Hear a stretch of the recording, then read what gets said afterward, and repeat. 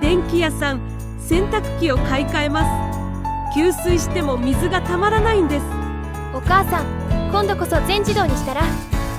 駒田さん、排水弁付近に糸くずがたまり、弁が完全に閉まらずに水が抜けてしまうことが原因です。糸くずを除去したら治りました。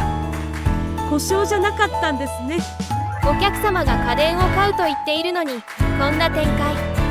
注文の多い町の電気屋さん。